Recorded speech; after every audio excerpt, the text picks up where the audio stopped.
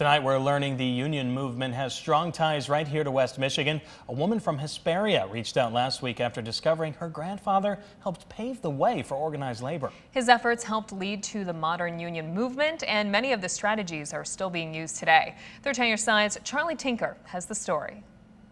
When I remember spending time with my grandpa, I loved him to death. Mary Dawkins remembers all of the good old family stories about her grandfather. A lot of this information I did not know. It was only after Mary discovered a stack of old documents and newspaper clippings she learned of the outsized role James Roland had played and continues to play in history. I just came across it earlier this year. An auto worker who is heavily involved in Ohio's early organized labor movement that gained strength during the Great Depression.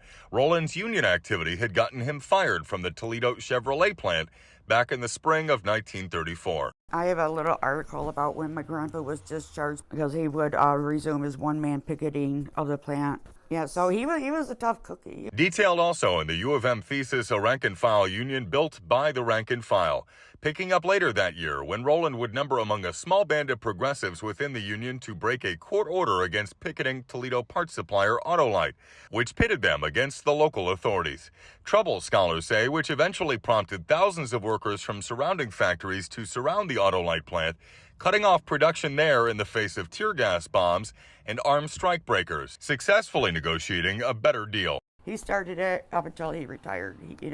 He was involved in so many different ways. He's been thrown in jail a few times. Synonymous with the cause, Roland's name would become the stuff of headlines and heated boardroom back and forths.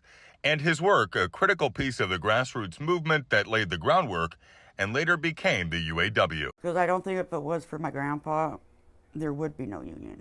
And if there was, it wouldn't be the way it is today. Rifling through Roland's old keepsakes and clippings, it's like his legacy speaks to her years after he passed away.